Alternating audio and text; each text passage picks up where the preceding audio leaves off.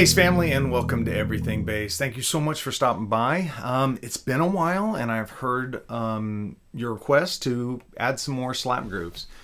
And I'm glad to do it. I can remember when I first started playing, I'm going to date myself with a statement, but there wasn't a lot of music out there coming out as much as there is now. And we didn't have any way to listen to music online. It was based on records and cassettes that we could get. And whenever an artist would release, maybe more than one time a year, but a lot of times it was a little beyond one time a year. So getting new slap ideas was a little bit tricky, and I was voracious, and that's why I would go see live shows. And I worked at a music store for the first part of my bass playing career, so it was great because anytime someone would come in and slap, I could say, "Hey, what were you doing there?" But now we have resources like being able to listen to music online, and of course YouTube and things like that. So I understand the desire and why you guys reached out, because it has been a bit since I've given you a slap line. And again, kind of in the evolution of the channel, we're at Slap Groove 26. So just giving you the machinations, just showing you the mechanical movements I'm doing, is not enough. We're going to start talking a little bit more about my note choices, and hopefully that'll inform you when it's time for you to make your own bass lines. Hey, look at this. My mic is actually showing. I'll fix it after this video. All right, so you heard me play the groove at the beginning, and it's a groove for E dominant 7. So I start with an E, and then I play the major 6, which is a C sharp, and the timing is a dotted 8th note and a 16th note. And don't freak out about that. Remember, we count the most common way we count 16th notes are 1 E and Well, in this case, 1 E and is one sustained note. So it's like 1 E, 2 E, So it's just boom, da, like that. So if you're tapping your foot, you're going to pop right before your foot comes down to tap the floor again. Now, after that is the double thumb. We covered that in a lot of the foundations of slap videos, and you've seen it in a lot of the previous grooves, but it's a muted double thumb. And you're just kind of letting your thumb hit the string. Now, some people said they've been having problems getting a good muted double thumb. I don't hit like when I'm trying to get a clean note, I hit right here with the side of my thumb. I don't let any of this part or any of this part hit. When I'm doing my muted double thumb, I let the entire line plane of my thumb, the entirety of it, hit the string at once. So I'm really just going. See how I don't even have to have any. I'm just getting kind of a click. So in this case, if you look at beat 2, 2 E's, then the C sharp again, hammer on to a D. So let's talk about, again, against the E dominant chord, I'm popping the major 6, and I'm hammering on to the D, which is the minor 7, because in E dominant 7, the 7 is a D, which is the minor 7 interval. So really slowly, the first part of that measure. Pretty simple. Now I'm giving you guys beat 3 off. Take some time, think about decisions you made in your life, but don't do anything musically there. So it's just you're going to let the third beat go. Now why this is really attractive when played with a drummer is you're leaving a little window for that snare to come through. Hopefully he's putting a snare, at least an accented snare, on beat 3. So you go boom, da da da, snare, boom, da da da, snare. Boom, da, da, da, snare. So you've got this really cool kind of like give and take from the bass player and the drummer. And then and I like to use my ring finger and my middle finger, but if you want to use your index middle, it doesn't matter. I wouldn't really recommend pinky ring. Those guys don't get along sometimes with double stops.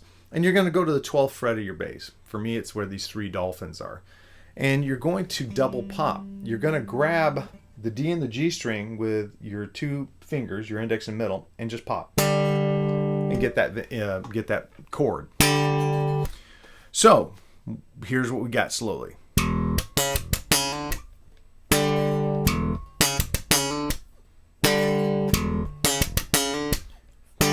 One, 2, 3, 4. You're just hitting it on downbeat. No sync. Well, if you want to evolve it later and put syncopation there. I pushed it ahead a little bit so it's the last 16 note of beat 3 to kind of see how it sounds. I've made it the second 16, that'll be 4 to see how that affects the groove. But for now, until you get the groove down, just leave it on the downbeat of 4. So people say, well, what are those notes? Well, it's interesting. And this is where, by doing transcriptions of other slappers, and even fingerstyle grooves that have cool elements that you can apply to your slapping, you're going to realize that I'm popping a D and a G natural. Now, what's interesting about that is if we go back to the chord tones of E dominant 7, which is the chord I'm playing over, we've got an E, a G sharp, all right, that's a G sharp in the chord, a B, and a D. So why am I popping a G instead of a G sharp? This would be the G sharp with the D, and this is the D with the G natural, a minor third. Hopefully that even just told you why. Well, that's kind of happy, everything's cool. This is a little bit street, a little bit greasy, I like it. And it just puts a little bit of cool stank on the groove, so you've got this. Now, for sake of being complete, let's hear it with the G sharp. See, not wrong, just not what I intended.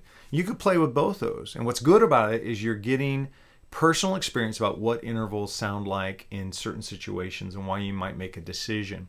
It's not uncommon to have a dominant chord, to have the bass line or melody line or solo include a minor third instead of a major third. That's become so accepted because we hear it so much.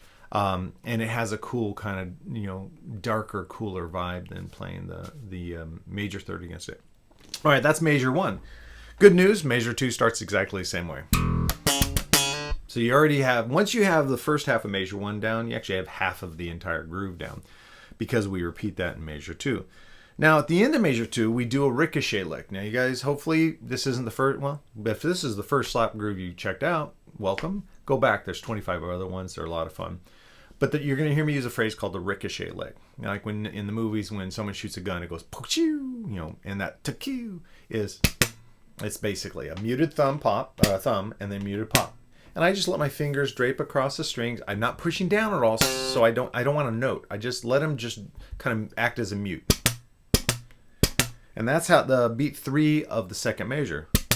And then it's all 8th notes. So these two 16th notes is 3 E and 4 and I'm playing C sharp to the D, and once again I'm hanging on that G, and you may want to bend it or shake it a little bit, to give it a little bit more funk. So let's put it all together. I've been throwing a lot at you, but I promise you right now I'm gonna play it very slowly, and you can see and hear how it goes.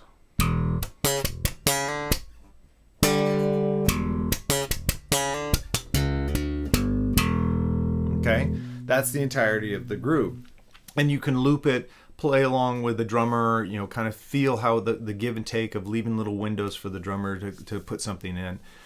It's really attractive, and it's what makes a great rhythm section when the bass player and the drummer really kind of sometimes play in unison, sometimes play keep away, like, oh, it's my turn, your turn, my turn, and it can be very attractive and can increase the amount of syncopation, feel, and funk of a line by not always playing all the time. I mean, we have a tendency to love playing so much that we make our slap stuff so busy that there's no gaps and spaces for the other musicians to go, hey, here I am.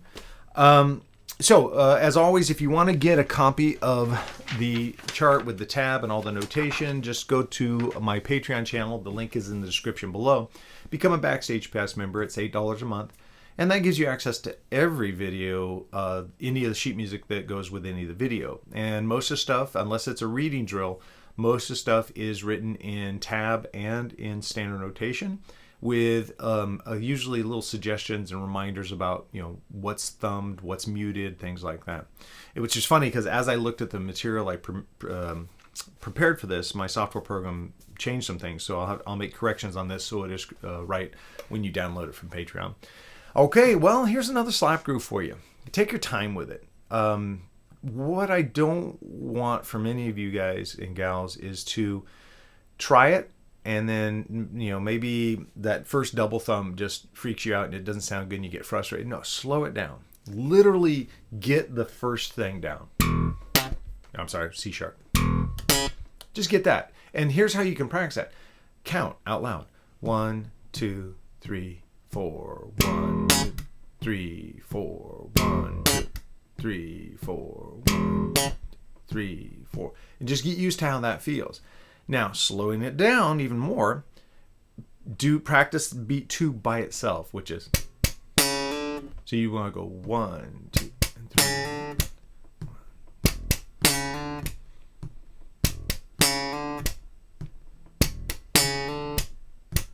And get that kind of sound. Then, maybe work up the tempo.